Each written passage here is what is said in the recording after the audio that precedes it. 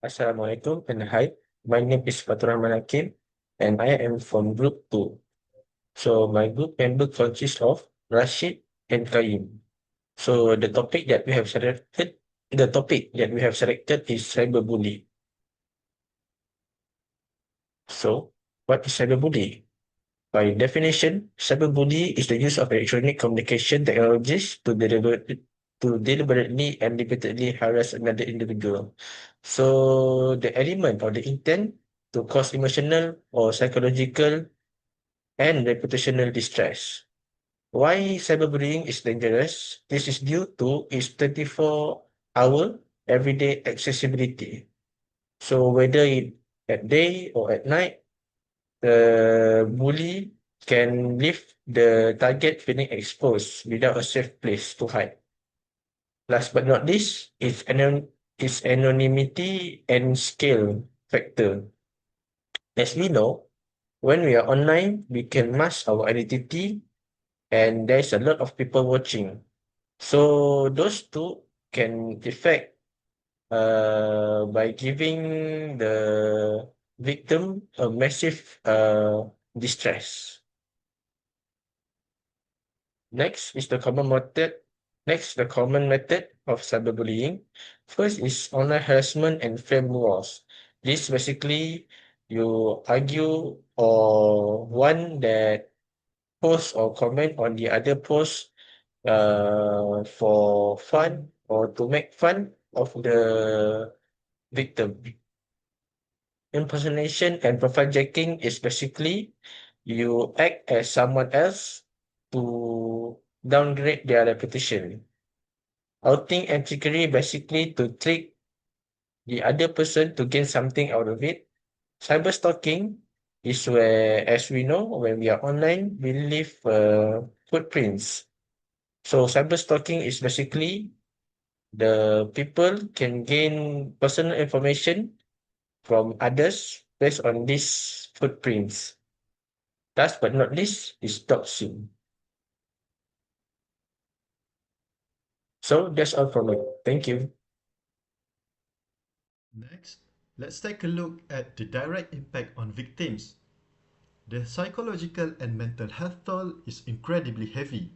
Victims frequently experience high level of persistent stress, accompanied by profound feelings of powerlessness and isolation.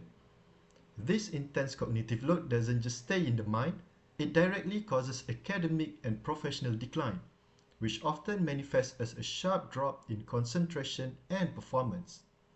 Furthermore, victims often experience somatization. This is where chronic stress manifests physically, leading to severe sleep disturbance, chronic headache, gastrointestinal issues, and even a weakened immune system. Finally, to cope, individuals often resort to social withdrawal.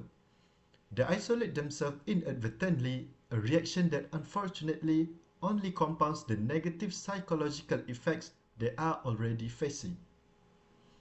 Understanding this personal toll brings us directly to the cybersecurity links, specifically regarding data permanence online. In the digital age, every single action creates a digital footprint, a permanent trail of data on the internet that defines our online reputation. Because of this footprint, cyberbullying carries the risk of long-term reputational damage.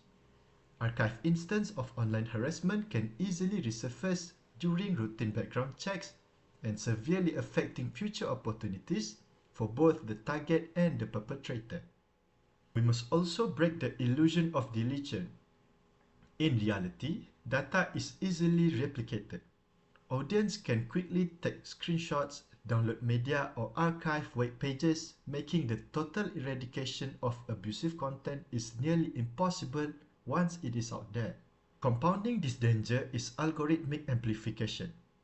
Digital platforms utilize engagement-driven algorithms that intentionally push highly controversial content to wider audience, making the spread of the abuse even harder to contain.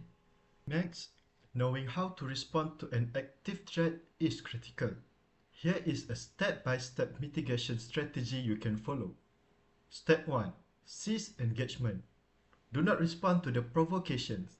Engaging only fuels the algorithmic amplification we just discussed. Step 2. Technical isolation. Immediately block access so the perpetrator can no longer reach you through your digital footprint. Step 3. Evidence preservation. Document everything. Take those screenshots and save the records before the abuser attempts to hide the tracks. Step 4 and the last one is the formal escalation. Report the behavior to the platform or authorities and tell a trusted individual or professional. Hi, my name is Muhammad Rashid Murad, and now I will explain about the tactics that you can use to defend yourself against cyberbullying. First of all, of course, you can profile hardening. You can set all accounts from public to private to strictly control who can view your profile. Other than that, you can also hide the comment by using the feature's keyword filtering to only contain specific messages that you want. Next, we can also control our communication by configure the platform setting to restrict direct messaging, tagging, and also commenting. Last but not least, we can custom privacy setting to ensure the highly sensitive personal comments are only visible to the inner circle. Moving on, I will explain about the roles of the upstander. You need to be an upstander and not a bystander. Of course, what is the difference between these two? An upstander recognizes the injustice and actively takes ethical steps to intervene and mitigate the harm, while the bystander will just ignore it completely. So, as an upstander, you need to refuse to propagate the consequences by consciously refuse to like, share, and forward or comment on a defamatory or mocking post. You can also utilize the anonymous reporting tools on the platform to flag the content as harassment or hate speech.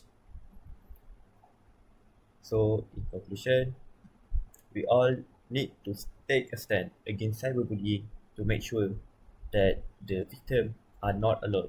Together, we can create a safer digital space where everyone feels protected, valued, and respected online. Thank you. See you next time.